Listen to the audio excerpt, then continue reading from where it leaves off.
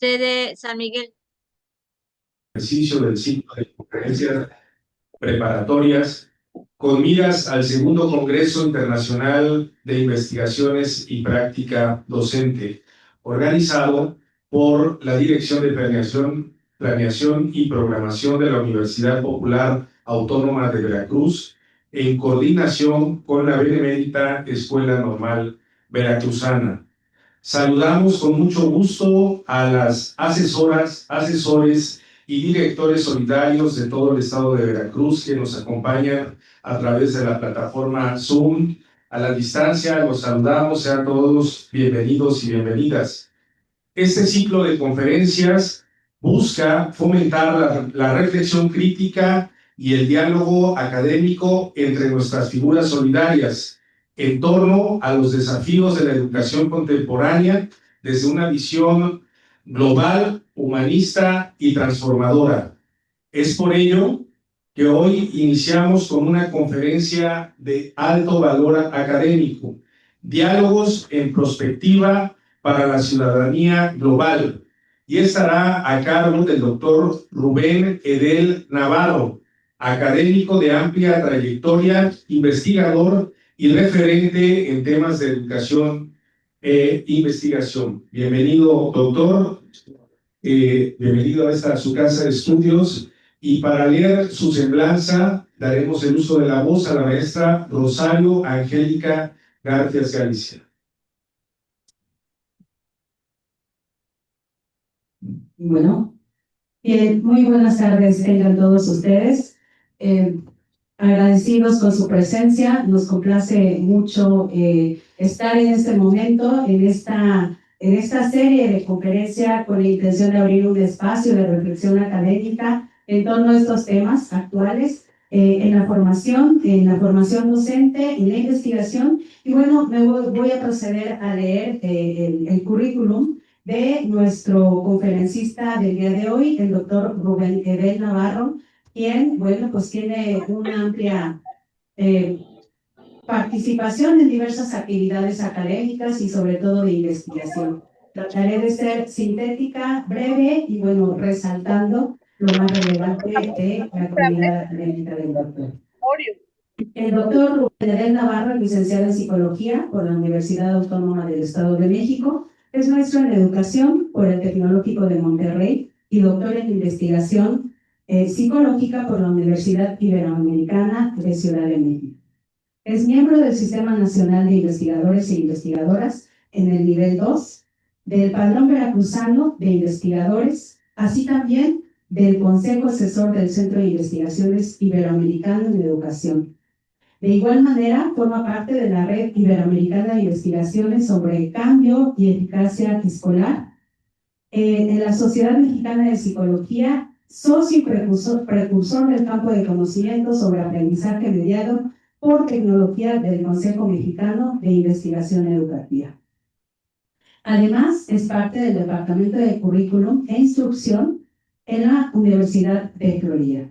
El doctor Edel, bueno, ha publicado alrededor de 150 artículos en línea de investigación sobre aprendizaje mediado por tecnología, además de ser participante como revisor, asesor en diversas editoriales y revistas científicas. Colabora también como conferencista magistral en diversos países iberoamericanos. Es autor de 15 libros publicados en España, Colombia, Chile, Argentina y México. Actualmente, bueno, él se desempeña como investigador de tiempo completo de la Universidad Veracruzana en la región Veracruz. Es decano del doctorado interinstitucional en sistemas y ambientes educativos y forma parte del cuerpo académico Entornos Innovadores de Aprendizaje. De la misma manera, participa activamente como núcleo académico del doctorado en investigación psicológica.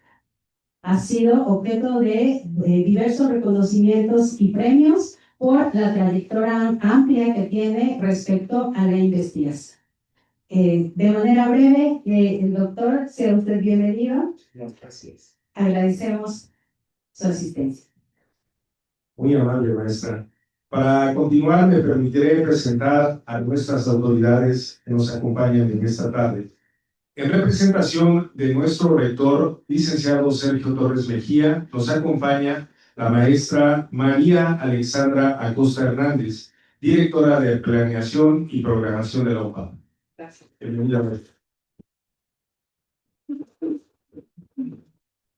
Damos la más cordial de las bienvenidas al doctor Gerardo Gómez Salas, director de la Escuela Normal Veracruzana Enrique C. Repson. También nos acompaña la maestra Rosario Angélica Garfias Galicia, quien será la moderadora de esta conferencia. Bienvenida. Sean todos y todos bienvenidos. Sin más preámbulo, daremos el uso de la voz al doctor Rubén Eder Navarro. Recibámoslos con un fuerte aplauso.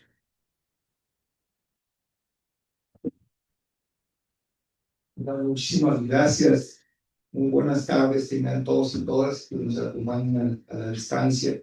Yo quiero agradecer al licenciado Sergio Torres Mejía, rector de IOPA, su amable invitación, y también al doctor Gerardo Gómez Sala, director de la Escuela Normal de Veracruzana, que padeció el tráfico ahorita. Sí. Pero celebro este encuentro por muchas razones. Primero, por la colaboración interinstitucional, que esto necesitamos aprenderlo, necesitamos visualizarlo, y que es una fortaleza enorme para nuestras instituciones trabajar de esta manera. Yo debo aclarar que me he engañado aquí, me dijeron que era petit comité, y cuando estoy volteando a ver 270 personas en línea, más de 50 en la sala, esto no es petit comité. No, me refiero, imagínense cuando hagan un magno evento de manera interinstitucional, pues vamos a pedir el pirata fuente para hacerlo. Ahora no, tenemos una gran expectativa con el Congreso. Pues bueno, de verdad que muchísimas gracias. Me preguntaban por ahí que si había yo estado previamente en esta universidad. Le decía que no, nunca había tocado base. Estoy tocando base en la universidad y me da muchísimo gusto. Pues bueno, les comparto un poco este tema, y es como pretexto a nuestro congreso, que ya apuntaré al final, que se va a celebrar justo en la Benemérita Escuela Normal Veracruzana. Y el tema como pretexto es formando docentes para un mundo global, investigación e innovación en diálogo. Cuando veamos el perfil de nuestro congreso, nos vamos a dar cuenta que no solamente de lo que va a abordar su servidor, sino de todos los conferencistas que vendrán, va a haber una articulación tremenda con lo que va a suceder en el congreso. Es por eso que tomé como pretexto este tema, y espero que sea de su agrado. Si podemos avanzar, por favor. Vamos a la primera. Lo primero es, fíjense, si nosotros reflexionamos acerca de la formación docente en un mundo interconectado, ¿qué les sugiere? ¿Qué les sugiere esta reflexión preliminar? De entrada, el gran potencial que tenemos de utilizar diferentes recursos, y que no solamente tecnológicos, para poder formar docentes en un escenario que con el paso de los años nos ha cambiado y seguirá cambiando, y que necesitamos tomarle el pulso a esos escenarios para ser pertinentes en la formación de nuestros docentes. ¿De acuerdo? Yo voy a hacer un recorrido balazo a 40 años. Pueden poner la otra, por favor, la otra plantilla. Si nosotros pasamos en un recorrido rapidísimo en los últimos 40 años, desde 1985 a 2025, y volteamos a ver todo lo que ha significado el empleo de tecnología en el proceso de enseñanza-aprendizaje, yo les voy a decir algo: la tecnología nos ha quedado a deber. Empezamos con las computadoras. El hecho de que aparecieran las computadoras en el proceso de enseñanza-aprendizaje fue un parteaguas. Y yo diría que la aparición de Internet fue mayor. O sea, la red de redes significó un parteaguas, y ahora voy a hacer referencia hasta llegar al 2025 con la IAG. Pasando por el empleo de plataformas tecnológicas. En el mercado hay 800 plataformas tecnológicas, con licenciamiento o sin licenciamiento.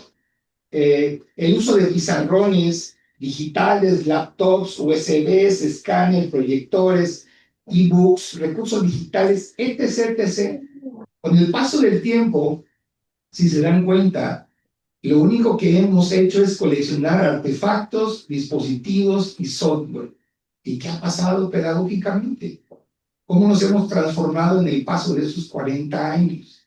La realidad es que no ha habido cambios de manera tajante, de manera significativa, que la tecnología haya significado un parteaguas como significó Internet, búsqueda en la red, para decir la educación cambió.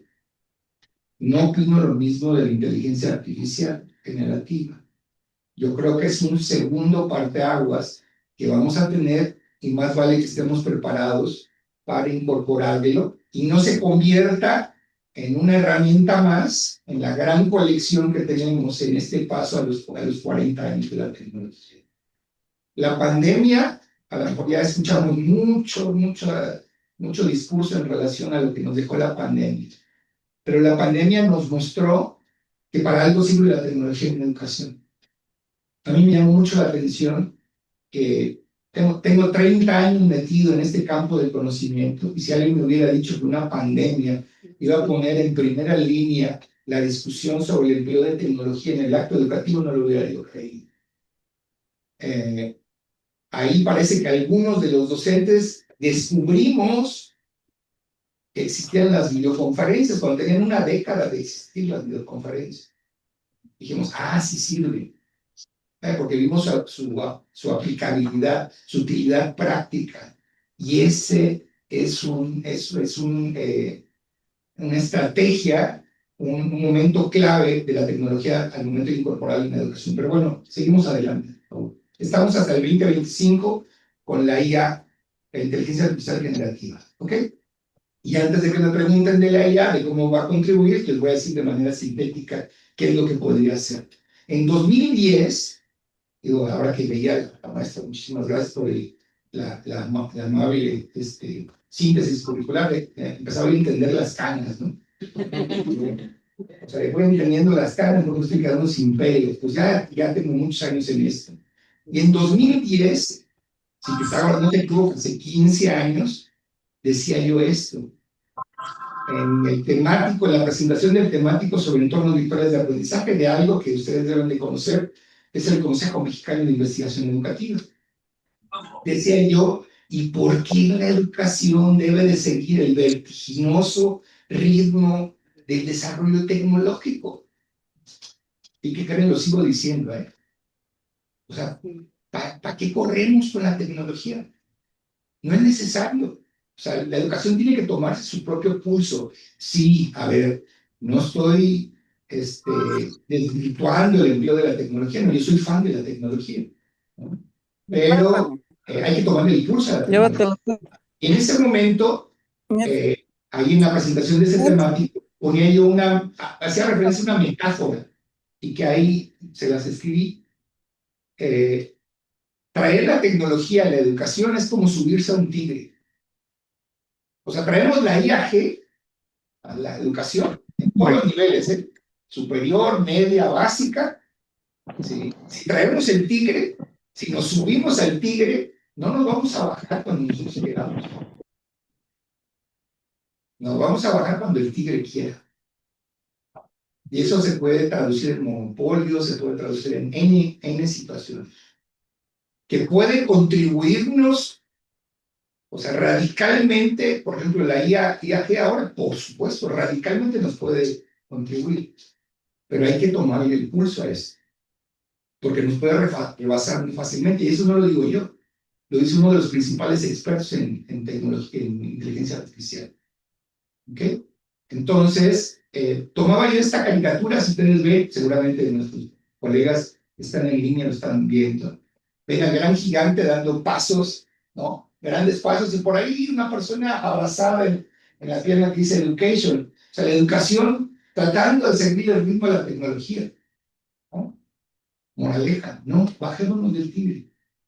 Bajémonos del tigre. O no nos subamos al tigre.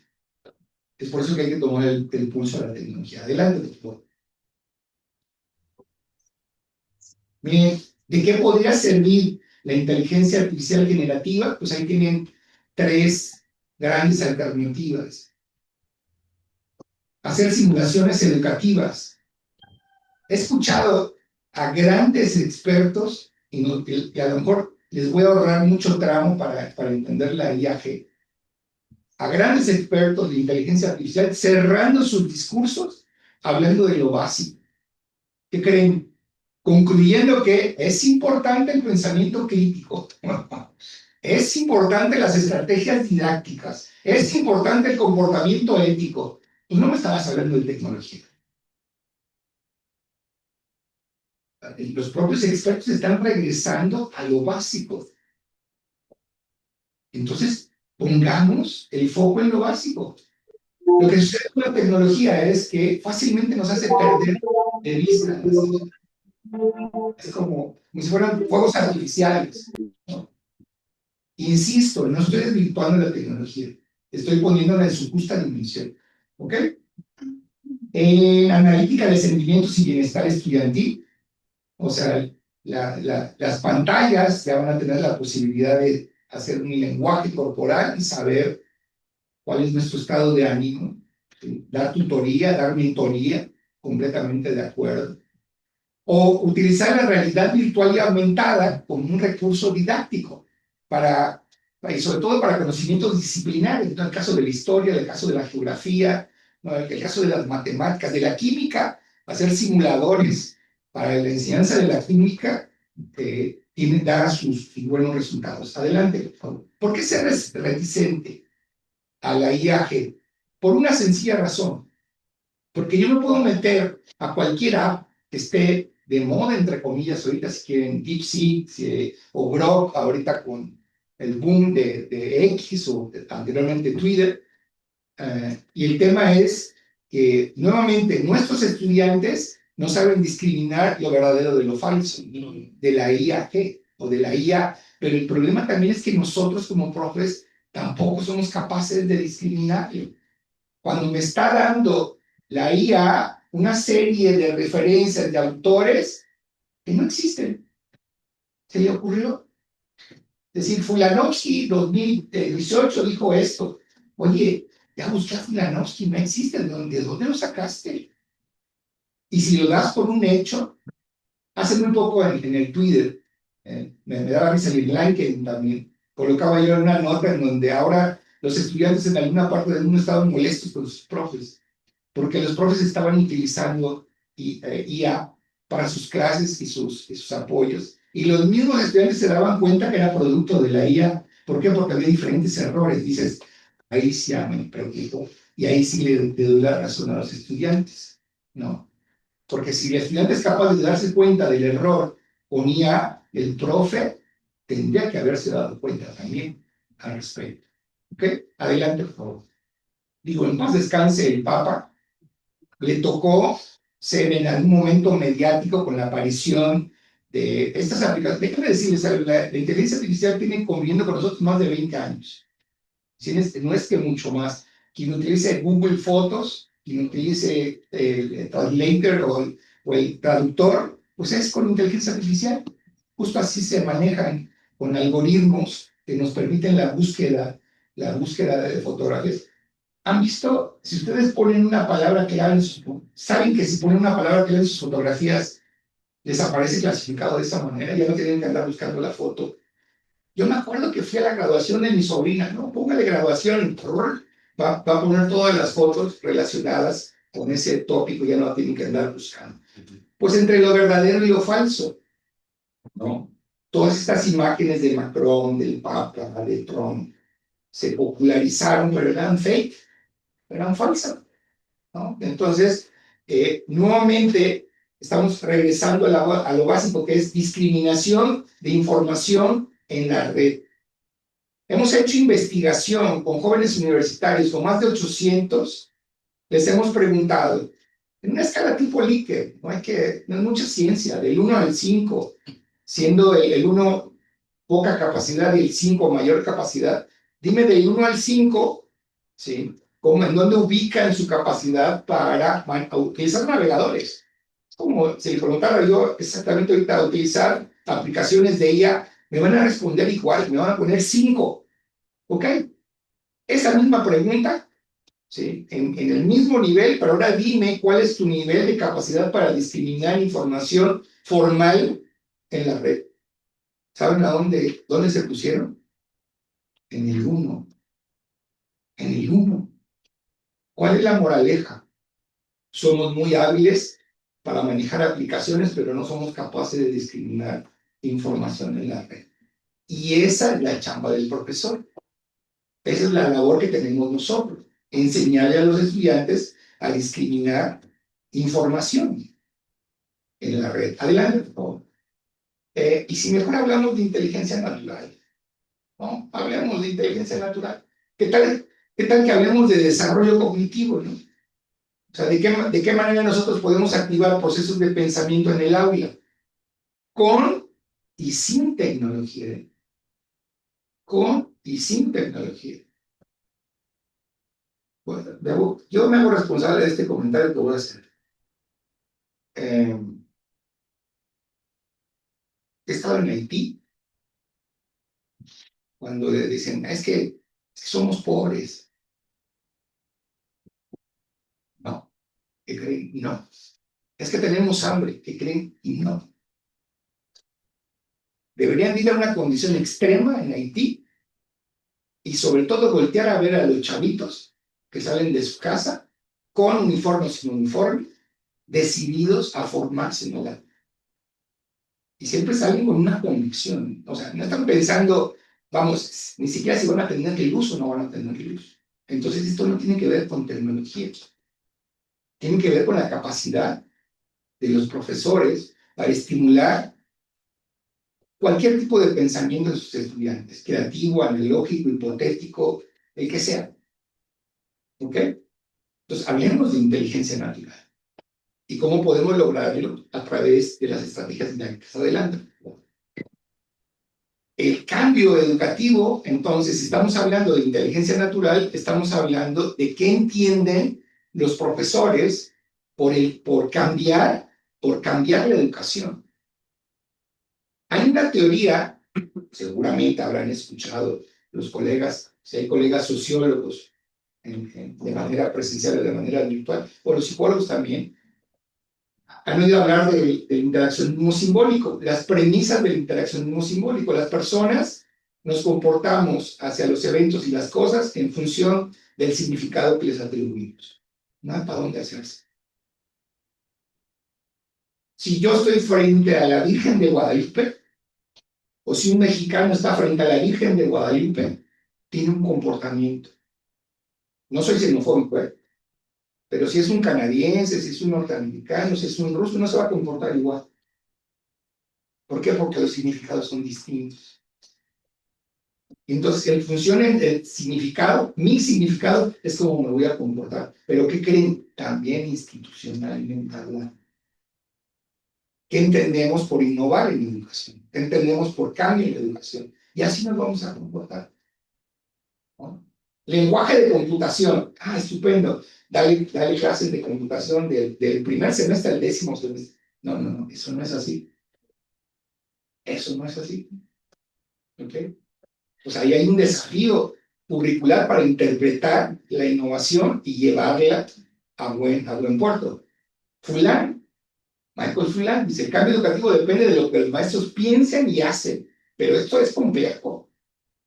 O sea, no es sencillo innovar, ¿no? ¿Qué entendemos por innovar? ¿Y qué entendemos por innovar en educación? ¿Ok? Adelante. Ahora, escuchaba a alguien que decía, ¿qué creen? La globalización se acabó, ¿no? Ahora, con todas las medidas proteccionistas, ¿no? Todos los países están, el tema de los aranceles, control, todo el mundo está tomando medidas para proteger su mercado. Y acuérdense que la economía es una dimensión importantísima en la globalización. Y es que la economía se gira al mundo. A veces cuando nos dicen eso a nosotros los académicos, dijeron los chavos, nos friqueamos. No, a mí no me hables de dinero, no me hables de finanzas. Oye, pues eso es lo que hace mover al mundo. Tienes que pensar en eso, porque tienes que pensar estratégicamente en finanzas, en economía, en perspectiva. ¿sí? En recursos, ¿no? Pero ahora lo que tenemos que hacer es preparar a los docentes para este mundo global, pero ya tenemos nuevos desafíos, que es la diversidad cultural y los avances tecnológicos. Bueno, ¿y cómo enfrentamos eso? ¿Cómo enfrentamos la diversidad cultural en el aula?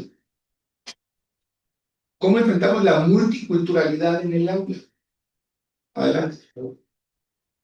Miren, ¿han jugado el Rubik Cube? ¿No? El dado, ¿no? Que le van dando vuelta. Bueno, pues justo es lo que necesitamos, tener un Rubik Cube imaginario que le dé forma al modelo de formación docente, donde podamos incluir investigación, innovación y diálogo.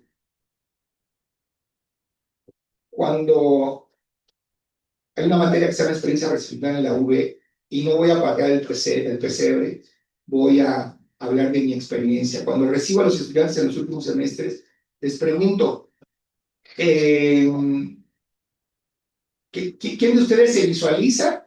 Digo, son alumnos del 9º, 10º semestre. ¿Quién de ustedes se visualiza haciendo investigación como actividad profesional? Levanten la mano. ¿Quién se ve haciendo investigación como una actividad profesional? Es como dar clase, como dar asesoría. ¿Saben cuántos me levantan la mano? Y luego se apenan los estudiantes. Ah, el profe, qué pena. No, no, no, usted no tiene la culpa. Usted no tiene la culpa. La culpa la tienen sus profes, incluyo. Que no hemos sido capaces de venderles la idea de que la investigación, ¿sí? Desarrollar habilidades para la investigación, no es precisamente que se conviertan en investigadoras o investigadores, qué bueno sería, pero que estos recursos los tienen que llevar para ponerlos en práctica. Y ni siquiera dices, echarle la culpa al profe, me voy para atrás. Dices, bonito, vamos a echarle la culpa a la institución. Ok, pero la institución así como que, o sea, que se quedaría en el limbo, ¿no? Entonces el rector tiene la culpa, el vicerrector tiene la culpa. No, no, no, no, es la visión acerca de la formación docente. ¿Se dan cuenta? Ese efecto dominó. Cada vez tomamos decisiones. El último reducto para hacer investigación en una institución educativa es investigar. Y pueden ponerle cualquier denominación, experiencia recepcional, tesis, trabajo de campo, como quieran llamar. Pero es investigar. ¿Okay? Si nosotros armamos ese modelo en el RUMICU, entonces vamos a tener la posibilidad de formar docentes que puedan liderar esas transformaciones educativas, respondiendo a la bendita complejidad de la que habla Foucault. Para poder entenderlo. Adelante, por favor. Investigación es la base de la práctica docente reflexiva. Es generar conocimiento. No soy xenofóbico tampoco. Pero, por ejemplo, yo veo a la comunidad de docentes españoles, a los académicos, y ellos tienen incorporado el que hacer investigación, pues eso es natural, soy docente y hago investigación. Debo de hacer investigación. Eso no lo tenemos culturalmente en México. ¿Cómo es que fuimos a parar a un aula, a dar clases, a ser docentes? Claro, quien lleva una línea de formación docente, pues entiendo que tarde o temprano se va a convertir en docente. Pero los que no llevamos una línea de formación docente, ¿cómo es que fuimos a parar a un aula? ¿Bajo qué condiciones? ¿Con qué habilidades? ¿Con qué destreza? En diferentes partes del mundo, déjenme citar dos rápidamente, República Dominicana y Puerto Rico, en el Caribe. Ya no se puede llegar a una universidad desde hace muchos años sin un título de doctor. A ninguna universidad. Oiga, pero tengo 3 maestrías. Sorry, usted no puede dar clase aquí. Tiene que tener un grado de doctor. Y tiene que traer experiencia en investigación. ¿Okay? Son medidas que se han tomado y que yo creo que de alguna manera han abonado la calidad de esto. Adelante, por favor. ¿Para qué sirve la investigación? pues va a permitir a los docentes reflexionar críticamente sobre la propia práctica. De manera recurrente, y ahorita lo van a ver más adelante, hemos hablado de la investigación en acción, la investigación en acción participativa. Dice ese señor que está ahí, un estupendo pedagogo norteamericano, Sean, que el profesional reflexivo aprende al experimentar, reflexionando sobre su acción y generando nuevo conocimiento. De esa manera podemos contribuir. Adelante. Métodos, pues métodos hay varios. Enfoques reflexivos hay varios. En la formación y investigación, fíjense, generalmente si nos enseñan a investigar, nos enseñan desde un paradigma empírico, analítico, cuantitativo. No es que sea malo, ¿no? O sea, se aprende a hacer investigación a través de los números, a través de las matemáticas, a través de la estadística, pero no es la única forma de hacer investigación.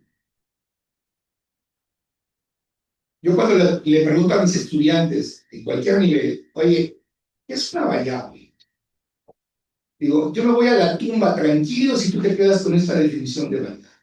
Es cualquier magnitud susceptible de adoptar valores cuantitativos y o cualitativos. Entonces, si yo mido una variable en investigación desde lo numérico, pues sí está bien, pero no es la única forma de hacerlo. También está el aspecto sociocrítico. Esta dimensión cualitativa de la investigación, ¿no? Los estudios hermenéuticos, interpretativos. Entonces tenemos que guardar equilibrio, tenemos que saber que también existe esos enfoques. La investigación-acción es solamente uno de ellos en los enfoques sociocríticos. Está la etnografía, la etnometodología, el interaccionismo simbólico, el estudio de casos, ¿no? Las historias de vida, esas son herramientas, la fenomenología, que podemos abordar una mirada de esa manera. Ahora, el que nosotros adoptemos esa disposición por llevar a cabo investigación nos va a permitir desarrollar habilidades para el diseño de currículos diversificados, incluido, ¿sí?, estos currículos inclusivos. Tenemos un desafío como docentes, iba a decirles jóvenes, si están muy jóvenes, espectacular. Fíjense todos los temas transversales que necesitamos aprender. Cultura de la paz y no violencia, cuidado del medio ambiente, sustentabilidad, no violencias, ciudadanía digital. ¿Y cómo le hacemos curricularmente para atender todo eso?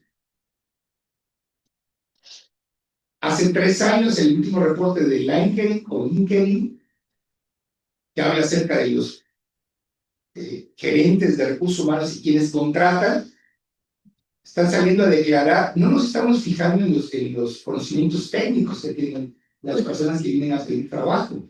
Estamos volviendo a ver sus habilidades blandas. ¿Qué es esto? Administración del tiempo, tolerancia, inteligencia emocional, trabajo colaborativo, liderazgo. Digo, caray, ¿y eso en dónde está curricularmente? Cuando llevé en la universidad, sí, con la normal, perdón, el doctor, la normal tolerancia al jefe 1, tolerancia al jefe 2, tolerancia al jefe 3. Entonces, eso tiene que estar curricularmente. En algún lugar, en algún momento, tiene que estar articulado, tiene que suceder. Hicimos una investigación con estudiantes de secundaria acerca del cuidado, acerca de la construcción del significado del cuidado ambiental, un estudio de caso en educación secundaria, lo pueden buscar en la red. ¿Qué encontramos? Que los estudiantes no tenían ni la menor idea entre la diferencia entre usar y reciclar. Dime la diferencia entre usar y reciclar. No sé. No. Lo peor no fue eso. Lo peor fue que los profes tampoco lo sabían.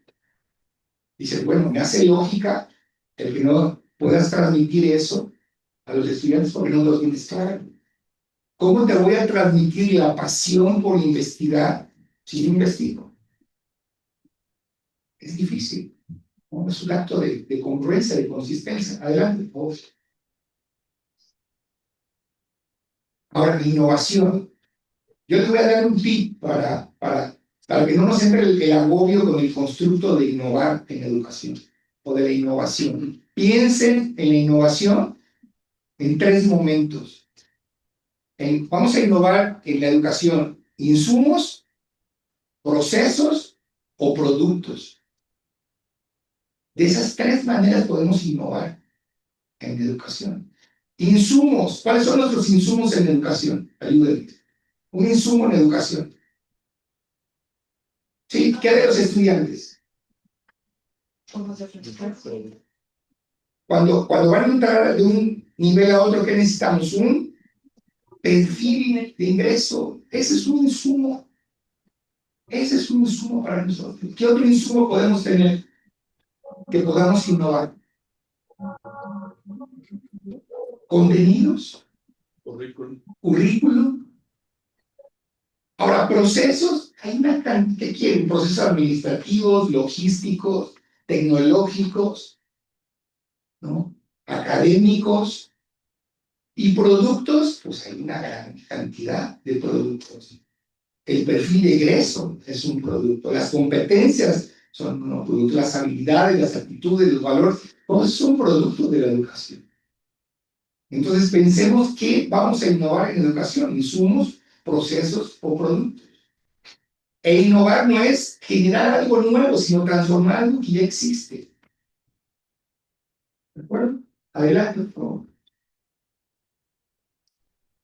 Miren, este autor Grives dice que la innovación sostenible requiere que los docentes sean co-creadores del cambio, no solo sus ejecutores. No podemos ser espectadores de la innovación educativa. Los toros desde la barrera se ven distintos. Necesitamos llevarlos a la práctica.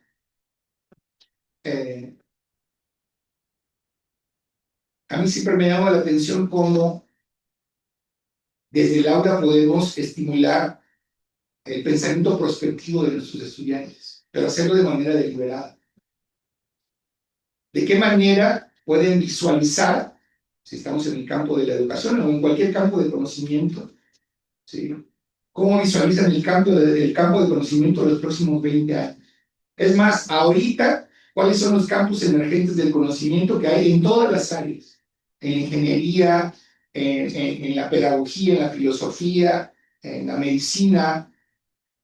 ¿Cuáles son esos campos del conocimiento? Hace poco, bueno, yo concluí mi encargo en la vicerrectoría en el mes de noviembre del año pasado. Y tengo varias anécdotas, claro. Llegaba yo al Instituto de Investigaciones Biológicas y decía yo, ustedes son los expertos, díganme cuál es el campo de conocimiento ahorita que está surgiendo en esto que hacen ustedes. Tienen un acelerador lineal, donde la tienen pacientes con cáncer, y decían, pues en la parte radiológica, doctor. Ah, pero específicamente en qué? Técnicos en radiología. Digo, si yo genero una oferta en técnico superior universitario en radiología, ¿ustedes contratarían a esa persona? No solamente a uno, hasta 2 contratarían. ¿Se dan cuenta? Entonces, hay que pensar de manera deliberada cuáles son esos campos de conocimiento emergentes que hay en las diferentes áreas. Y la innovación surge en las fronteras del conocimiento. ¿Qué quiere decir esto? Que si quiero visualizar la innovación desde mi formación monodisciplinar, digo, yo siempre digo que soy psicólogo, pero soy una persona. Si yo quiero interpretar todo a la luz de la psicología, estoy frito. Es como estar dando vueltas alrededor de una corcholata, de una taparrosca. Me tengo que bajar de la taparrosca y aproximarme a otro campo de conocimiento. En el momento que me aproximo a cualquier otro campo de conocimiento, en medio, entre lo que hace un psicólogo y lo que hace un pedagogo, o lo que hace un ingeniero, un nanotecnólogo, un bibliotecónomo, ahí está la innovación. Justo ahí está la innovación. Adelante, por favor. quieren que pongamos el foco donde debemos de ponerlo, pongámoslo en las estrategias didácticas. Hablemos del aprendizaje basado en proyectos, ahora con la nueva escuela mexicana, ¿no? PBL o ABP, aprendizaje basado en problemas, método de proyectos, método de casos, ¿sí? Trabajo colaborativo, pero trabajo colaborativo desde los principios del trabajo colaborativo. Método de casos. Veamos el abanico de posibilidades que tenemos para formarnos en diferentes estrategias didácticas. Luego, miren, históricamente hemos tenido diferentes problemas. Cuando vienen estas evaluaciones periódicas internacionales como PISA, ¿no? Y nos ponen el dedo en la llaga del aprendizaje de las matemáticas y de la lectura, que eso ha sido un problema histórico en este país y también en Iberoamérica. Estamos coleccionando un problema más, que son las competencias digitales. Está generando ese problema ya. El poder desarrollar competencias digitales, tanto en estudiantes como en profesores. Hay una concepción errónea. Hay un señor de apellido Prensky que nos confundió al mundo, que habló de los inmigrantes digitales y nativos digitales, sin fundamento teórico, sin fundamento científico, y el mundo se lo compró. Como eres millennial, entonces tienes competencias digitales. Eso es una mentira del tamaño del mundo. O sea, no está en la edad el que tengas la competencia. Digo, yo soy modelo 62, soy apasionado de la tecnología. Tengo hijos millennials a donde yo voy y les consulto a ellos, pero ellos vienen y me consultan a mí también. Entonces, esto no tiene que ver con la edad. ¿Sí? Hicimos una investigación con cerca de 30,000, busquen, ¿no?, en la red, para la NUYES, diagnóstico de competencia digital docente a nivel nacional. Nos pusimos de acuerdo en 90 instituciones que entendíamos competencia digital docente. Y hablábamos de dominios cognitivos, procedimentales y actitudinales para el manejo crítico, seguro y creativo de la tecnología. Entonces, esto no tiene que ver con la edad, tiene que ver con la disposición para adelante. Diálogo, híjole. Me encanta la siguiente frase, por favor, si la pueden poner. ¿Han escuchado la que sigue? ¿Han escuchado de Freire? ¿No? Bueno, Freire dice que el diálogo no es un simple intercambio de ideas, sino un acto de creación colectiva que transforma a los participantes. ¿De qué manera nosotros podemos co-construirnos en el intercambio de ideas, en el intercambio de visiones, en el intercambio de objetos de estudios y en una puesta en común? Justo arrancaba diciendo que celebraba esta relación interinstitucional. Hay una gran fortaleza en eso. Imagínense cuánta comunidad científica nos tenemos aquí ahorita en esta reunión y que podemos enfrentar retos a nivel nacional. Déjame ponerles un ejemplo. Y bueno, me va a entender el doctor que el modelo de telesecundario, por el amor de Yahvé, el modelo de telesecundaria en este país. O sea, quedamos como suspendidos en una época, como si la tecnología no nos planteara ya diferentes ritmos. Ya quedamos anacrónicos con eso. ¿Qué hay que hacer? Hay que replantear ese modelo. Hay que reconfigurarlo, hay que rediseñarlo. Antes de la pandemia, comentaba yo que las instituciones educativas estamos trastocadas. Le quisimos echar la culpa a la pandemia, ¿no? Porque es un excelente pretexto. No, la visión y misión de nosotros como instituciones de educación superior está tocada. Y necesitamos atender eso, necesitamos reconfigurarnos. Ya no estamos resultando tan atractivos para una trayectoria de vida y de formación. Entonces, algo tenemos que hacer para cambiar. Y el diálogo no es un asunto menor en eso. O sea, está al mismo nivel que la investigación y la innovación. Dicen algunos autores, a veces es difícil entender esto, o cuesta trabajo entenderlo. El acuerdo intersubjetivo, dice, Virgen de la Macarena, ¿y eso qué significa? Es observar un fenómeno y desde nuestra propia visión sociocrítica ponernos de acuerdo de qué estamos hablando. Ah, pues claro, todo el mundo entendemos brecha digital. Si nos ponemos de acuerdo qué es brecha digital, debo decirles algo. La brecha digital en este momento, 2025, no tiene que ver nada con asuntos tecnológicos. Tiene que ver con contenidos de calidad. Vean, ya nos superó la realidad. Adelante, por favor. Algo que conocemos perfectamente todos son las comunidades de práctica y las redes de aprendizaje. Los llaneros solitarios ya no existen, ya se extinguieron. El trabajo inter y multidisciplinario es lo que impera. Si nosotros queremos innovar, no lo podemos hacer de manera individual.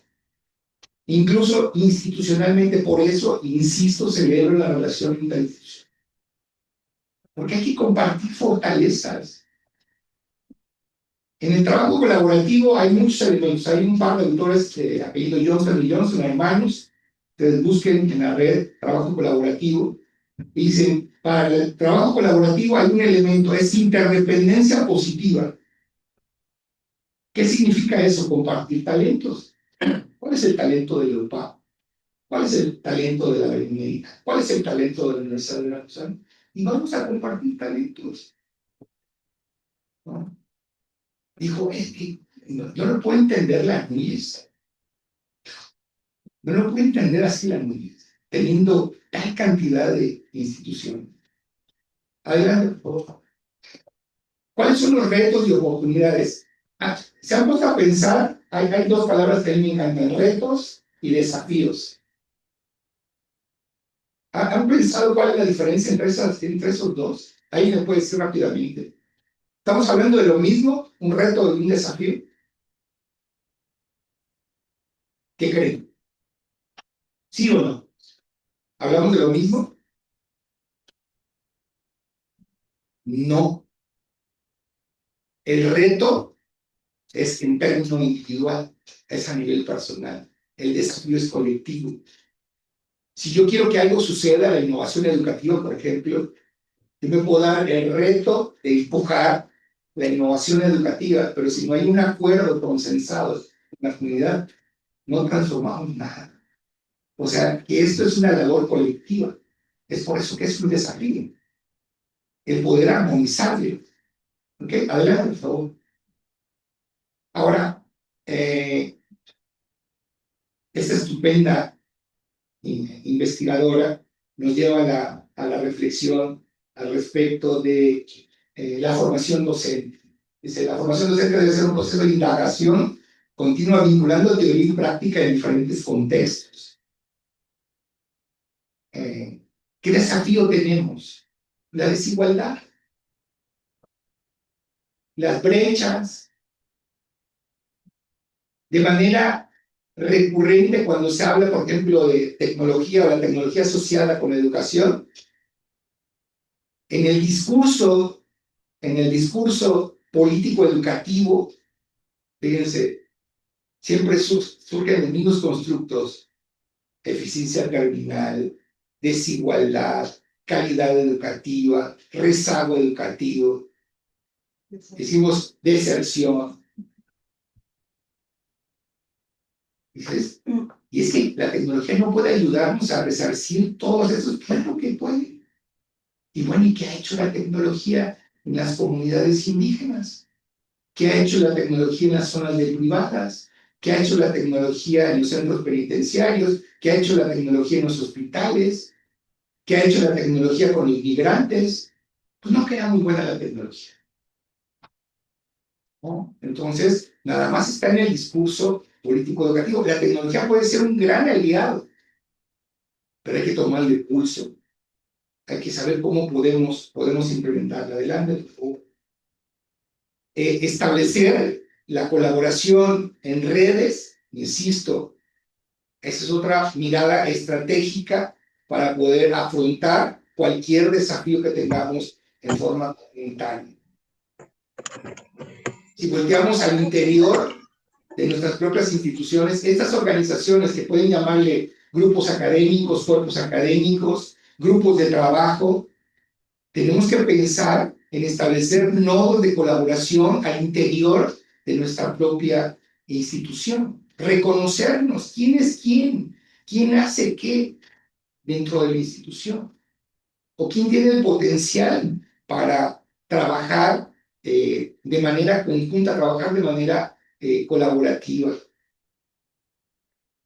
Decía yo, le comentaba al profesor al inicio, cuando hablaba del interés por hacer investigación, de una experiencia que tuve en el diseño de un taller hace más de 10, 15 años, acerca de inducción para el ingreso al Sistema Nacional de Investigadores.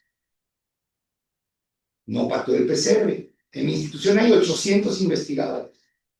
Decía, ¿cuántos de esos 800 investigadores están dispuestos a ir a un curso taller y compartir tips, orientaciones, para que los profes tengan acceso al Sistema Nacional de Investigación? Son 800, ¿no?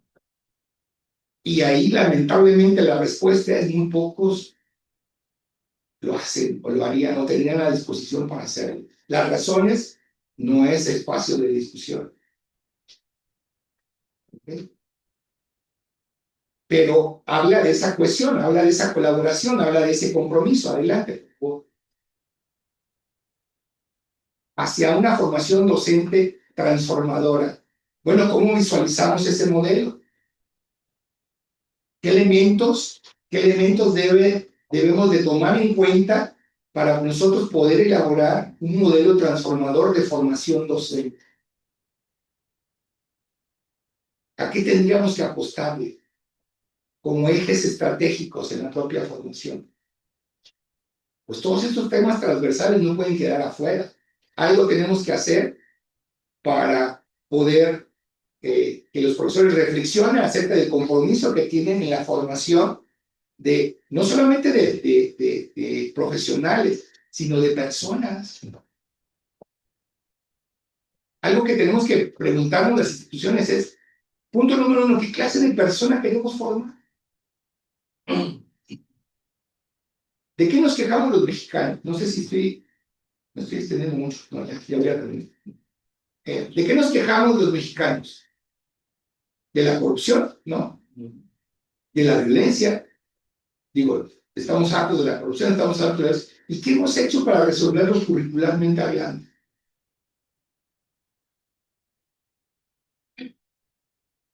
No voy a decir, este problema no es mío. No, el problema es de todos, ¿no? Tenemos que hacer algo desde lo curricular para enfrentar eso. ¿Ok? Adelante, por favor. Segner nos dice que los docentes transformadores son aquellos que integran investigación, práctica y compromiso social. Miren, con este último tema, y no es por ser el último, el menos importante, yo creo que es el más importante, no tenemos para dónde hacernos. Tenemos que dar respuesta a la sociedad. Tenemos un compromiso social y tenemos que hacerlo evidente. A lo largo de 3 años como vicerrector, cuando yo me acercaba, y claro, como profesor, no solamente como vicerrector, me acercaba con las comunidades y les decía, es que la Universidad Veracruzana es de ustedes. Deberían ver la cara que hacían las personas. Así como acercarnos y decirle a la ciudad, la UPAP es de ustedes, la Benemérita Escuela no, es de ustedes. Díganos en qué podemos contribuir. Díganos en qué podemos apoyarle. Y lo primero que hay que hacer es que hay que tomar a nuestros estudiantes y llevarlos in situ. Claro, evidentemente la normal, el papá lo hace, la sana, pero debe ser una práctica recurrente. el compromiso, el nexo que tiene el estudiante con su comunidad. Hay que hacer dentro de este modelo que el profesor desarrolle la habilidad para sacar las teorías que están en los libros, lo conceptual que están en los libros, y se los lleve al terreno real, práctico. Hay que ver cómo funcionan las teorías en lo práctico. Nosotros desarrollamos un macro proyecto multidisciplinar para el desarrollo social y comunitario en la región de Veracruz. Era sencillo. ¿En qué se apoyaba? En la cuádruple hélice. Agarramos la cuádruple hélice de los libros y nos la llevamos a la práctica. ¿Qué decía? Tenemos que armonizarnos, empresarios, sociedad civil, universidades, ¿no? Y los diferentes órdenes de gobierno. Y en la práctica te das cuenta que los 4 integrantes nada más están viendo. ¿Quién se arranca? ¿No? ¿Quién se arranca? Y cuando te das cuenta de que alguien se arranca decidido y claro, los demás se asignan. Y resulta efectivo. Hay que sacar entonces de los libros, ¿sí?, todo ese compromiso social y llevarlo a la práctica para hacer que suceda, ¿no? Adelante, por favor. Necesitamos hacer una amalgama. Ese modelo tiene que amalgamar investigación, innovación y diálogo. ¿Para qué? Para que podamos hacer comunidades educativas inclusivas y sostenibles, y no solamente tenerlo en el discurso. ¿Eso qué significa en la práctica? ¿Eso qué significa en la realidad? ¿Cómo lo llevamos para que suceda? Dices, quiero formar a líderes comprometidos con el desarrollo de sus comunidades. Ajá, ¿y eso cómo opera en la realidad? ¿Cómo sucede? O sea, es el paso de la muerte entre lo que estás diciendo y cómo está operando. ¿Cómo sucede? Un poco el trabajo en la normal y con la academia de seguimiento de egresados. Decimos, hay la inserción laboral de los normalistas. ¿Y eso cómo sucede? Porque no es por obra y gracia del Espíritu Santo. Hay un proceso sistemático para la incorporación al campo laboral del normalista. O sea, eso es claro, ¿no? Que necesitamos retomar un programa nacional de inducción al campo laboral. Esa es otra historia. Ahí tenemos que estar buscando esa parte. Adelante, ¿no? Miren, pues con esto concluyo el segundo Congreso Internacional de Investigación y Práctica Docente. Justo los invita a todas y a todos a llegar, a alzar la voz, a compartir ideas, experiencias, vivencias en diferentes espacios, mesas de discusiones, talleres, ponencias, que nos permitan tener esta mirada prospectiva y encontrar estrategias, ¿sí?, para poder colaborar, para poder construir de manera colectiva conocimiento y poder plantear estos modelos que nos permitan generar estas ideas transformadoras en nuestro entorno educativo. Finalmente, la que sigue, por favor. Ahí tienen algunas referencias, yo les dejo ahí la presentación. La que sigue. Hay algunos textos, los que les comparto. Hay un texto que de manera reciente la Secretaría de Educación de Veracruz nos hizo el favor de publicar, justo en agosto, julio del año pasado, que tienen que ver con las competencias digitales en el bachillerato, que fue un estudio que hicimos justo en el estado y en otros estados. Pero también está otro libro que a mí en lo personal me agrada, que es la Guía para la Formación Docente y Práctica Escolar, que no es otra cosa más que una guía didáctica para la generación de recursos educativos abiertos. Esto que podemos compartir en línea y que podemos estar reusando y reciclando como una contribución didáctica. Y bueno, esto que para mí es un hijo, es el doctorado en sistemas y ambientes educativos, y que al hijo también ya surgió un primo, la maestría en ciencias para el aprendizaje, la cual vamos a echar a andar en la MEITA, Escuela Normal Veracruzana, gracias a un convenio de colaboración, y un poco llevar a la llevar a la práctica esto de la... Es muy fácil decir colaboremos, ¿no? Pero hay que, dijera Bandura, la mejor, la mejor enseñanza es el ejemplo, ¿no? Entonces, justo ponemos en práctica la colaboración interinstitucional a través de estudios de posgrado y, bueno, la maestría en ciencias para el aprendizaje también se convierte, desde mi punto de vista, desde muy humilde, como un parteaguas en la colaboración interinstitucional.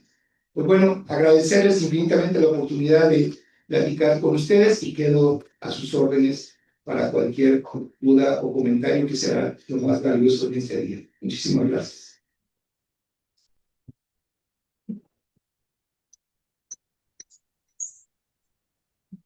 Muchísimas gracias, doctor Rubén. Sin duda, este espacio de diálogo nos lleva a hacer una reflexión extensa en función del compromiso que tenemos tanto en la sociedad y, bueno, pues quienes nos dedicamos a este proceso de formación inicial docente. Estas reflexiones que finalmente nos llevan a analizar, bueno, cómo pasar, ¿no?, de esta visión de acción, de operación, ¿no?, para que la innovación y la investigación sean elementos de transformación. Sin duda, la colaboración y el diálogo deben permear para pasar a un proceso de acción participativa y colaborativa.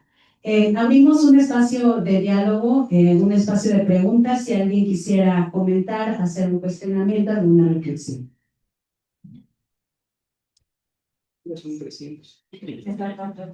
Hola, doctora, muy buenas tardes. Mi nombre es Fabeli Becerra, soy colaboradora del Departamento de Licenciatura y Educación Continua.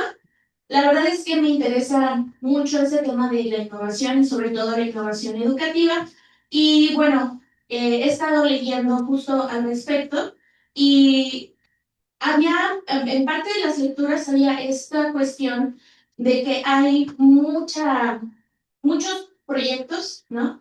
Muchos planes que se han hecho acerca de la innovación educativa, incluyendo políticas que sostienen a la educación, pero justo en este artículo mencionaban que muy poca de esa innovación que está como en las universidades pasa a la aplicación.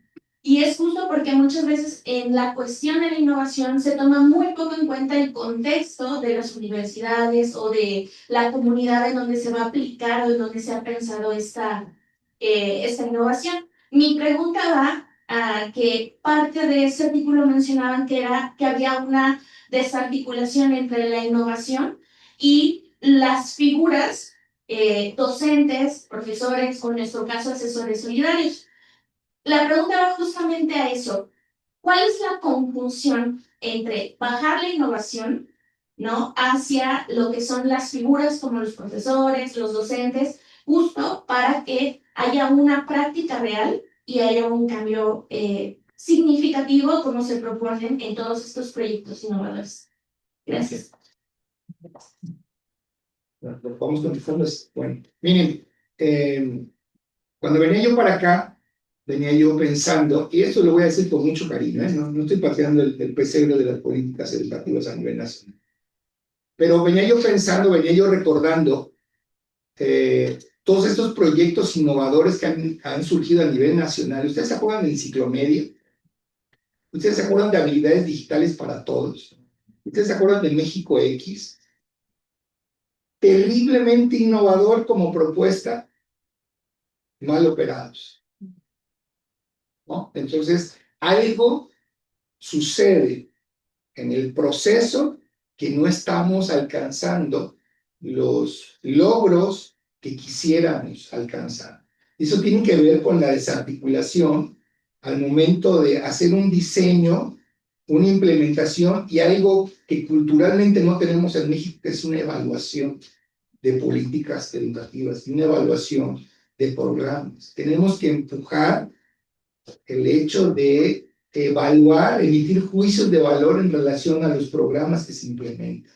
Porque pueden estar yendo y viniendo programas y no suceder nada si no es que ponemos el juicio crítico al respecto de lo que hacemos y damos la retroalimentación. Algo que hay, y también por favor no me lo vayan a malinterpretar.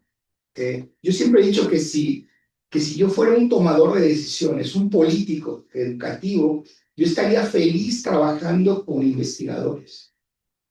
¿Por qué? Porque los propios investigadores que están generando conocimiento me están indicando cuáles serían las prioridades para atender y cómo intervenir, y me darían certeza, me darían certidumbre. Bendita ciencia, podemos ir de lo general a lo particular, pero la innovación no puede surgir así, tiene que ir justo al revés, de lo particular a lo general. O sea, tenemos que ir in situ solamente para poder visualizar, hacer un diagnóstico de la probabilidad de una innovación en el terreno educativo, y no al revés. La innovación no resulta de que yo me siente en un escritorio a nivel central desde Ciudad de México y diseñe un proyecto terriblemente innovador y después le diga yo a todos los estados, hágase. Eso no resulta así, ¿no? Entonces, tenemos que tener esa mirada en donde desde lo intuitivo, ¿sí?, poder hacer las propuestas. Y esto es colaborativo, ¿no? Esto es comunitario. La nueva escuela mexicana estimula las decisiones comunitarias. Me disculparán si es que pues hay algún colega de Querétaro, ¿no? Pero esta nueva medida que tomaron en Querétaro acerca de prohibir los teléfonos celulares al interior del aula, oiga, pues eso es una antítesis a la nueva escuela mexicana, porque la decisión no fue comunitaria, fue a rajatabla, ¿no? ¿Y eso por qué? Digo, no me voy a meter a analizar la situación, ya lo hice en su momento, ¿no? Es que el profe pierde control. Es que, a ver, no hay el foco para poder captar la atención del estudiante, que eso es distinto. Entonces, la innovación, pues tiene que surgir de lo colectivo y tiene que surgir de lo particular a lo general, y tiene que evaluarse y tiene que retroalimentarse para mejorar, porque si no estamos en el eterno ciclo de ensayo-error, ensayo-error, ensayo-error. ¿Y ahora de qué manera innovamos? Este sexenio, ¿de qué manera lo vamos a hacer? No, no es así, es una mirada de largo alcance, de largo aliento, ¿sí? Y hay que tener una visión de futuro. Cuando se vino la pandemia, todos decían, pues es que un pobre es quien está tomando decisión, nunca habían enfrentado una pandemia. No, señor, usted tiene un puesto de liderazgo y debe de anticipar todos los posibles escenarios. Usted debe ser capaz de decirnos hacia dónde vamos, qué vamos a hacer. Eso es tener mirada de futuro, construir escenarios, pero la construcción de escenarios no es individual, es colectiva. ¿Sí? Necesitamos hacerlo de esa manera. No sé si contesté o terminé de... Muchísimas gracias, doctor.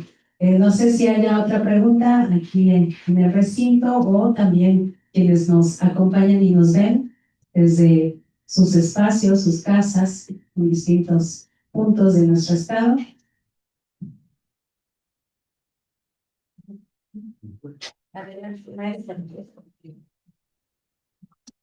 Claro, es una reflexión y es una opinión porque tocamos un punto muy interesante: inteligencia artificial utilizada en la parte académica.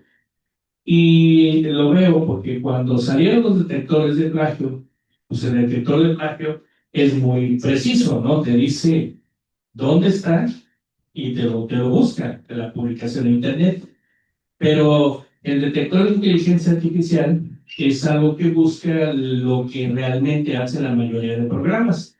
Pero actualmente los mayores detectores de inteligencia, del uso de inteligencia artificial, los han hecho un poquito más sensibles, ¿sí? Y el problema es que para detectar inteligencia artificial usamos inteligencia artificial. Y entonces el profesor no está reflexionando, no está evaluando, sino simplemente lo que estamos haciendo es partiendo de un porcentaje que te dice una aplicación. El detector de plagio es diferente, porque se dice qué es y con qué coincide. Pero el detector de inteligencia artificial no es así, lo que te dice. Me parece que tiene un parecido a lo que construyen otras aplicaciones, pero empieza a aparecer te ofrezco que si tomas ¿cómo se llama? La aplicación premium, te lo hago diferente. Entonces, el problema de la tecnología, que también nosotros para evaluar la tecnología, caemos en lo que hacen los alumnos, confiamos a ciegas. Y no estamos desarrollando el pensamiento crítico, incluso en nosotros los docentes, para evaluar el uso de inteligencia artificial. Entonces, la tecnología es un círculo que nos estamos persiguiendo con lo mismo que estamos tratando de evitar. Esa es una reflexión. ¿Cuál sería su opinión? Estupendo tema y que es recurrente en cuanto a la parte ética, ¿no? O sea, por eso digo que los grandes pensadores en inteligencia artificial siempre regresan en ese punto. Turnitin o cualquier otro detector de plagio. Yo he tenido estudiantes que voltean y preguntan, vean el grado de distorsión que nos va generando esto. Profe, ¿cuál es el porcentaje? ¿Cuál es el porcentaje de plagio que me permite la institución? Porcentaje de inteligencia. O sea, evidentemente que no. O sea, la universidad no te está dando permiso de que puedas plagiar en un porcentaje. ¿Me explico? O sea, y estamos hablando de índices de similitud, ¿no? En la escritura. Si utilizamos artículos o comúnmente, pues eso nos va a aparecer en los detectores de plagio, particularmente el Turing, ¿no? Lo que hay que enseñarle al estudiante es, bueno, si en este, y generalmente sucede, la mayor parte de los detectores de plagio, cuando tenemos citas textuales, aparecen, tú tienes un porcentaje de plagio por estas y estas citas. Ah, pues hay que enseñarle a parafrasear al estudiante. ¿Y quién le ha enseñado a parafrasear a sus estudiantes? Dice, eso lo resuelves, parafrasearlo y listo. ¿Y cómo lo hago? O sea, esa es una habilidad que el profesor tiene que desarrollar en sus estudiantes, ¿no? Justo ese tipo de destrezas son las que, pues técnicamente hacen imposible que un aparato, un dispositivo, un software vaya a ser a un lado, profesor. Esa es la ventaja que tenemos con la tecnología, pero tenemos que regular su empleo. ¿De acuerdo? Todas las acciones que hayan institucionales para regular el empleo de la inteligencia artificial hay que llevarlas a cabo, ¿no? No sé si respondí. No, sí. Tenemos un gran reto. Sí. Demasiado. Muchísimas gracias. Sí, realmente es fuerte y de mucho análisis, ¿no? En este sentido. Tenemos una pregunta de Rebeca López. Adelante. Hola, buenas tardes. No sé si me escucho bien. Soy la maestra Rebeca López de la sede Jaltipan, doy clases en la licenciatura de Psicología y creo que más como diría el compañero anterior, es como una reflexión, aunando con la conferencia de la vez pasada que hablábamos un poco de la importancia de la investigación en los alumnos o de crear interés en los alumnos en la investigación, pues creo que también es crear puentes porque es innegable que el uso de la tecnología es cada vez más necesaria o más, está abarcando más espacios, ¿no? Entonces es más bien, como dice el expositor, el darle las herramientas para saber hacerlo antes que acudir a una inteligencia artificial. Al final la inteligencia artificial debe ser como una manera de, a veces, de darnos una idea, pero nosotros saber hacerlo, ¿no? Y nosotros darle ese conocimiento a los alumnos, ese pensamiento crítico y ético sobre todo, ¿no? Para poder hacer un uso adecuado de la inteligencia, porque no vamos a poder evitar que lo usen porque está ahí, pero que también, porque sí se nota cuando no sabes y usas inteligencia artificial. Sí me ha tocado ver trabajos mal referenciados, por ejemplo, como dice, mal parafraseados, que toman, que no revisan ellos porque se confían de la inteligencia artificial. A mí me parece que uno, y lo comentaba la vez pasada, es quitar los miedos sobre la investigación. O sea, a veces nosotros no sabemos enseñarles la riqueza que hay en la investigación, ¿no? En el sentarse y encontrar conocimiento y generar conocimiento a partir de la investigación. Y lo hacemos como un lastre terrible donde tienen que referenciar y tienen que citar al autor y que si el APA. Y le han agarrado un miedo porque lo he escuchado al APA, que digo yo, es una herramienta como la misma inteligencia artificial si la sabemos ocupar bien, ¿no? Entonces, a mí sí me gusta, de pronto no siempre tengo la oportunidad porque mis materias a veces no se prestan, pero cuando he podido, sí hacerles ver que el APA, que la inteligencia artificial y que al final el generar conocimiento y a través de la investigación es bien reconfortante y satisfactorio y ellos se han dado cuenta. Hay algunos que sí tienen habilidades especiales para eso y hay otros que les cuesta un poco más de trabajo, pero al final el trabajo de nosotros es como decía el maestro anterior, también entrenarlos y poder darles a ellos la confianza y el acompañamiento necesario. Muy buena su exposición, me gustó mucho este acercamiento que estamos haciendo a la investigación, que a mí me parece, de hecho mi maestría es en investigación, entonces me parece padrísimo que estemos generando este interés colectivo hacia la investigación. Entonces, muchísimas gracias por la exposición. No, al contrario, maestra, muchísimas gracias por su intervención. Dice la maestra APA. APA es una norma nacional de Asociación Psicológica Americana. De acuerdo a los diferentes campos de conocimiento hay otras normas. Está la MLA, está la SSF, está la IEEE. En alguna ocasión, dice, le tienen miedo a APA porque hay diferentes versiones y ya no saben cómo citar. Estaba yo en un evento en la Florida y tenía yo dos estudiantes que no sabían que yo era profesor, estaban adelante y se voltea uno con el otro y dice, no entiendo, dice, la versión anterior de APA permitían utilizar ampersand, ampersand es la I, ¿no? El símbolo, permitían utilizar ampersand en el contenido y ahora en esta versión no, solamente en las referencias. Pues es que yo no veo mucha diferencia, o sea, ¿por qué hacen eso? Me acerqué y dije, para vender libros. Lo tienen que hacer para eso. Lo tienen que hacer para eso. No hay cambios radicales, pero lo que sí, o sea, deben saber nuestros estudiantes en los diferentes campos de conocimiento es que si estamos en un campo de conocimiento, tenemos que aplicar una norma para la comunicación de textos científicos. Si estamos en el área de ingeniería, IEEE, no tenemos para dónde hacernos. De ahí son, ¿sí? De MLA, SSF, APA. Entonces tenemos nosotros que mostrarle a los estudiantes cómo comunicar en forma estandarizada el conocimiento. Muchísimas gracias. ¿Hubiera algún otro cuestionamiento? Bien.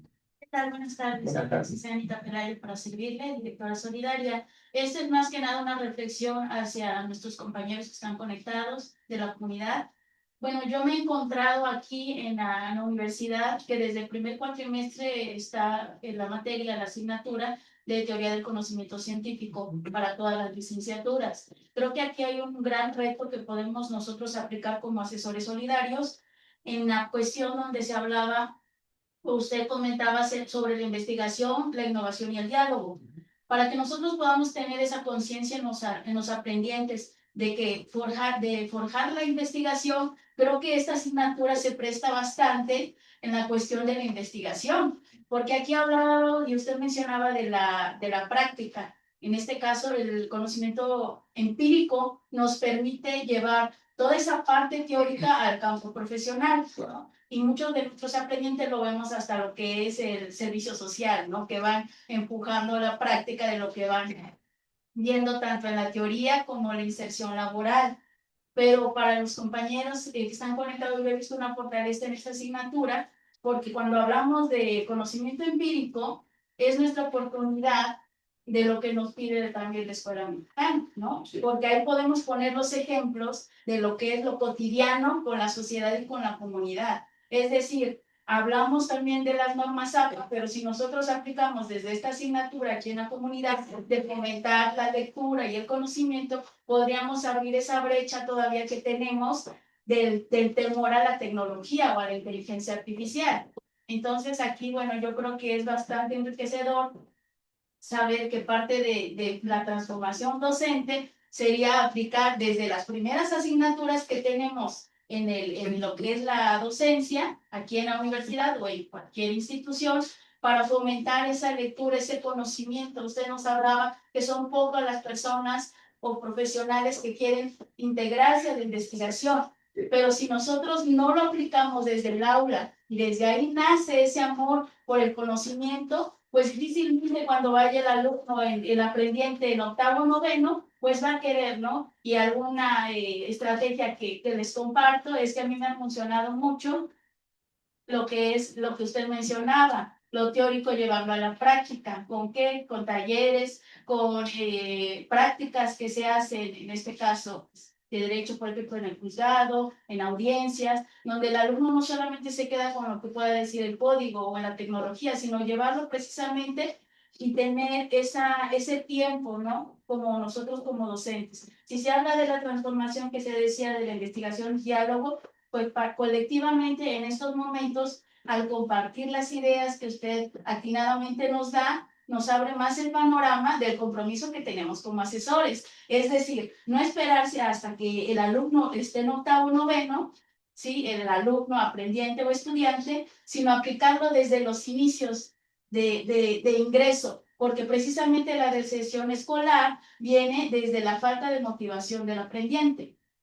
¿Sí? Si no lo motivamos, si no le creamos ese amor al conocimiento, pues difícilmente va a haber muy pocos investigadores, porque pocas personas y la cultura que tenemos en México, pues es nula, ¿no? Es decir, la lectura es donde ahí nosotros tenemos ese reto y que a mí me gustaría compartir que nuestros compañeros asesores trabajemos en esa parte de que sean más investigadores, pero desde el inicio forjarlo, ¿no? Esa asignatura en especial nos permite hablar de lo que es el conocimiento empírico, científico, la metodología. Y cuando el alumno o el aprendiente en alguna institución llegue a seminario de tesis, pues ahí ya va a tener un panorama muy amplio, porque ya va a empezar desde sus inicios a practicar esto. No va a esperar a seminario de tesis 1 o 2 a ver lo que es el formato APA.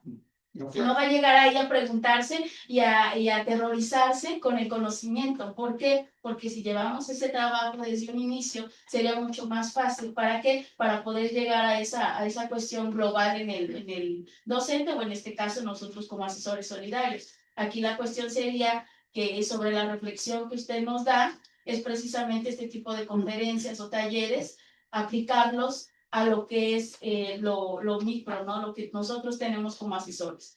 A lo mejor no todos tienen la oportunidad de asistir a un taller o una conferencia, pero dentro de nuestra comunidad hacerlo, ¿no? No esperar a que alguien más lo haga, sino nosotros desde nuestras aulas empezar a crear ese conocimiento práctico con lo teórico, ¿no? Pero sería desde el inicio. Yo pienso ahí que, bueno, una de las estrategias que a mí me ha funcionado es hacerle creer al aprendiente que no vamos a esperar hasta, por ejemplo, segundo o tercero que lleva el derecho penal o civil, cómo elaborar una demanda. Es decir, ¿no? Si vamos en ese contexto, en el enfoque. Y creo que mis compañeros no me dejarán mentir, algunos lo han de aplicar para que esa deserción sea mínima y poder lograr que a lo mejor de todos los, no sé, 15 aprendientes que entraron, uno de ellos le va a causar el interés o un 10% por integrarse a la investigación como asesor solidario, porque a mí me ha pasado, ¿no? Que el alumno, el aprendiente que ya termina, quiere empezar a dar asesorías, y si nosotros le damos la oportunidad tanto a los jóvenes como a las personas mayores, podría existir ese diálogo del que usted nos hablaba, que sería compartir las ideas, ¿no? ¿Para qué? Pues para que ese número mínimo que se habla ahorita de que no hay investigadores, de que casi nadie se quiere integrar, sería más fácil si nosotros lo aplicamos desde sus inicios, es decir, cuando el alumno, aprendiente o estudiante ingresa a la universidad. Ese sería un compromiso para transformar el modelo de la educación. Es correcto, Esther, sí, tiene toda la razón. A mí una vez me preguntaban, bueno, Rubén, ¿y desde qué nivel educativo hay que formar a los investigadores y a las investigadoras? Dije, sí, desde preescolar. Desde ahí tenemos que empezar.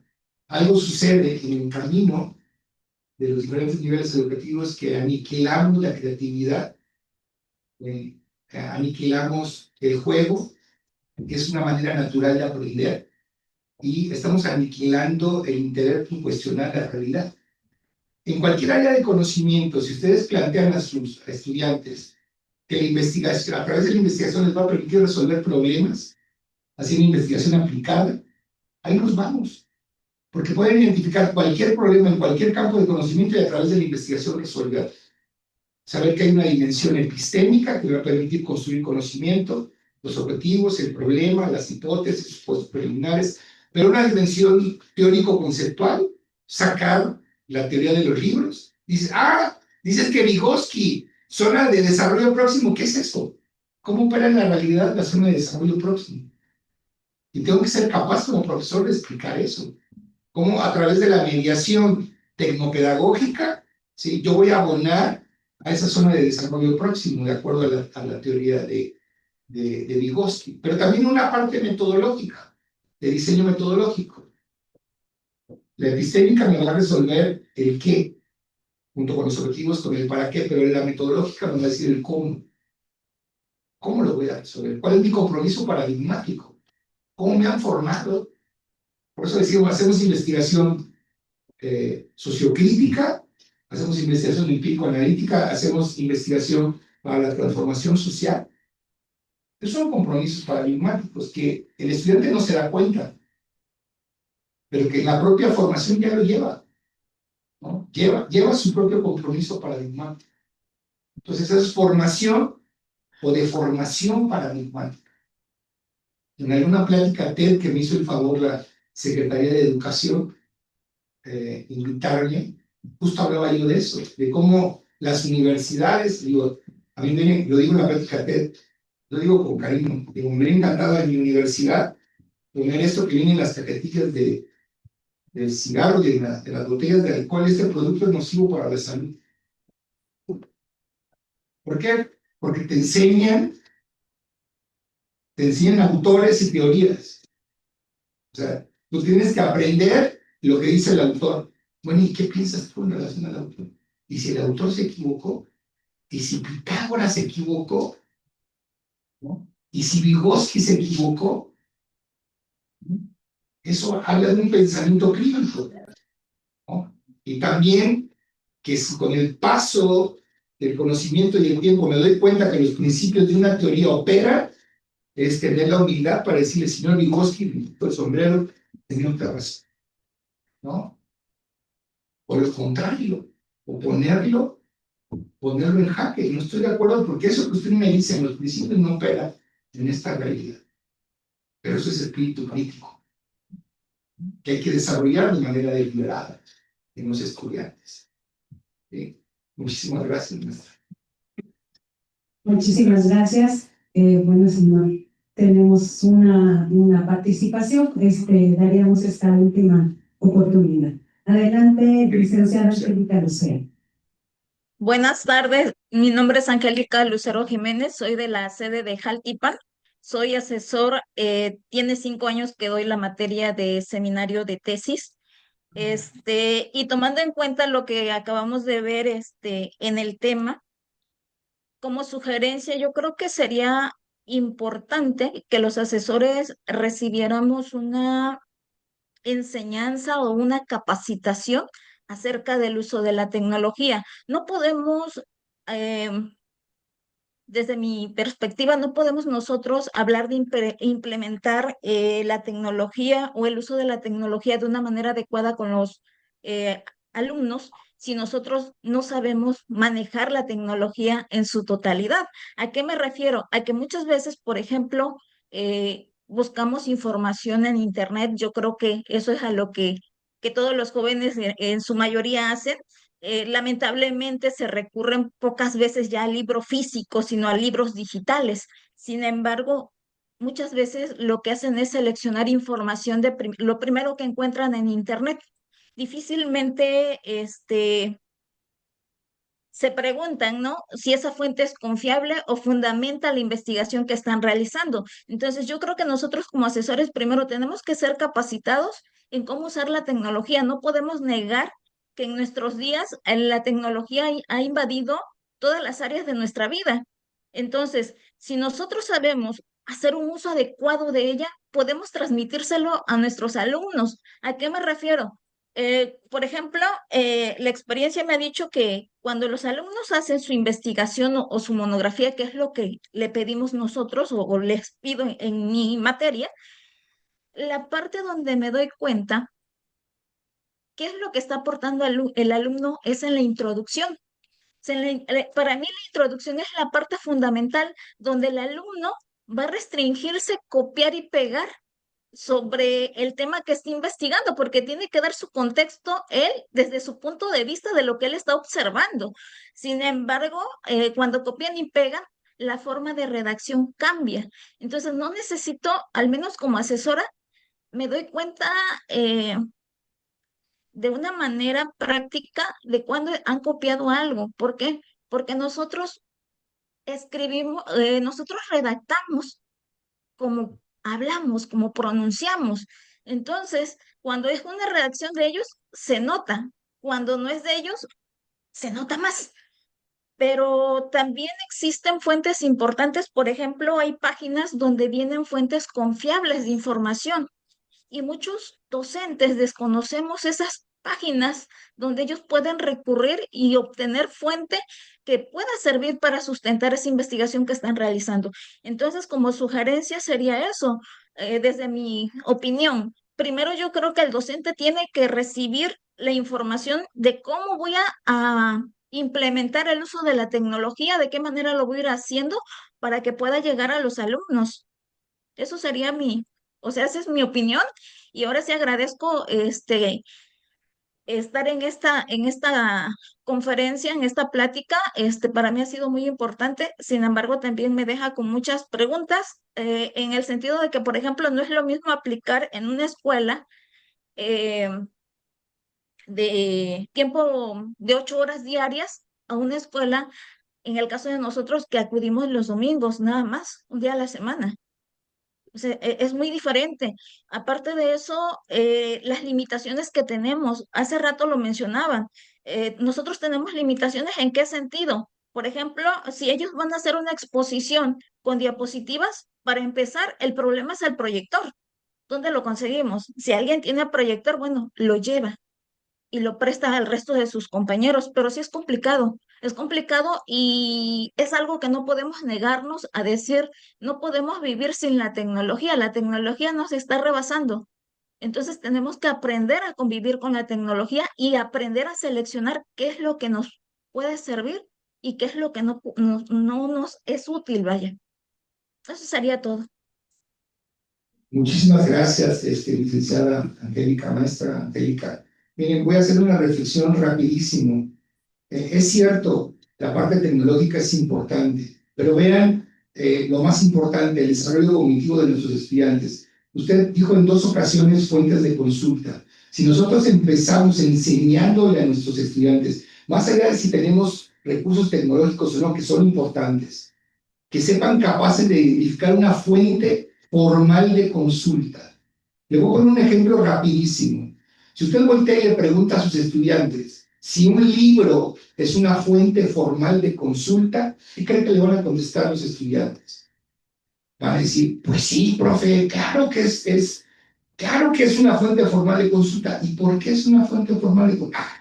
Pues tiene ISBN, International Standard Book Number. Le decían a mis estudiantes, ¿tú has escuchado hablar de monividente? Sí, claro, esa de los oros. Bueno, monividente tiene libros por ISBN. Pero no, el contenido del libro de monividente no son fuentes formales de consulta. Entonces, ¿qué es lo que hace formal a un libro? Pues no solamente el ISBN, sino los contenidos y la editorial que está publicando esos contenidos. Si nos vamos a los diferentes campos del conocimiento, la educación, ¿cuáles son las editoriales de prestigio en educación? Rápido. Trillas, McGraw-Hill, Plas y Valdés, Paidós, ¿ok? En su vida, Monividente va a publicar en esas editoriales. ¿De acuerdo? Ahora, no todo lo que está en los libros, fíjense bien, no voy a partir del pesebre, hablemos, mejor no digo editoriales, pero de alguna de esas editoriales que se nombró ahorita, yo conozco a personas que publican en esos libros que no hacen investigación. Técnicamente, ¿quién publica un libro? Aquel que sabe escribir, pero que no necesariamente hace investigación. Entonces, también tenemos que enseñar a nuestros estudiantes a discriminar qué tipo de información están revisando en los libros. No porque veas un ebook, eso es exactamente lo mismo. Moni Vidente puede sacar su ebook para distribución digital en las redes, ¿no? Y lo mismo sucede con las revistas. ¿Qué hace una revista, una fuente formal de consulta? Dicen, el ISSN, no. Hay un criterio editorial, hay un comité científico, hay un comité editorial que te revisa palabra por palabra antes de que llegue cualquier información ahí. Y hay una serie de fuentes de consulta que tenemos que enseñarle a nuestros estudiantes. Los libros, los capítulos de libros, los repositorios, las bases de datos digitales formales, ¿no? Tenemos a nivel nacional una de las mejores bases de datos que está rankeada de las mejores bases de datos del mundo, Redalink, la red de revistas de América Latina y el Caribe. Ahí tenemos una base de datos nacional que nos permite hacer investigación. Entonces, antes de tener la tecnología, maestra, tenemos que enseñarle a nuestros estudiantes a discriminar cuándo se trata de una fuente formal de consulta y cuándo no, para poder tener acceso a ella. Muchísimas gracias, maestra. Muchísimas gracias, doctor. Muchísimas gracias a todos los participantes. Quisiera cerrar con una serie de puntualizaciones que se recuperan en torno a esta información, a esta charla referente a investigación e innovación y diálogo. Sin duda es importante y la formación docente está en un proceso de cambio.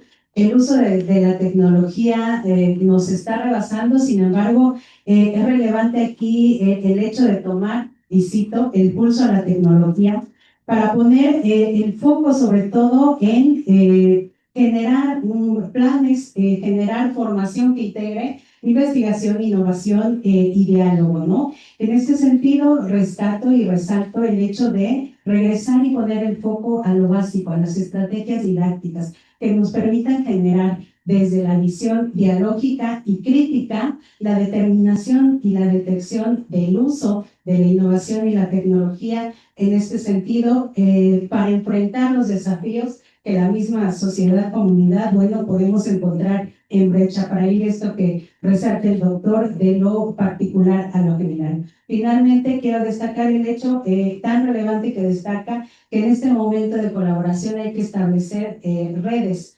nodos de participación, de colaboración, de trabajo en conjunto que nos permita generar conocimiento a partir de la diversidad y transformar entonces lo que queramos en nuestros entornos educativos. Muchísimas gracias en nombre de la Universidad Popular Autónoma y de la Benemérita Escuela Normal Veracruzana. Agradecemos, doctor, su participación y su asistencia en este día.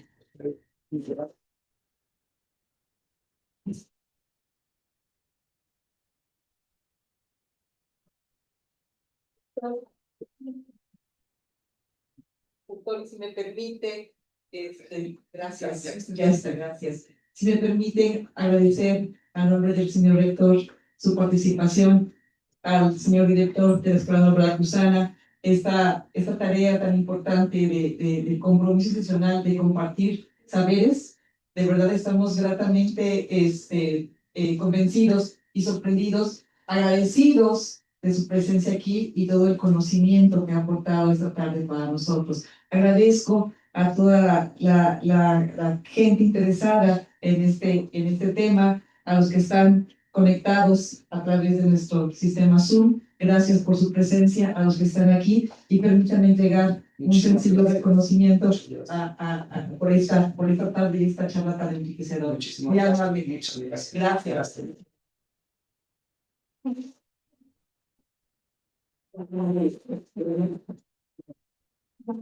Gracias.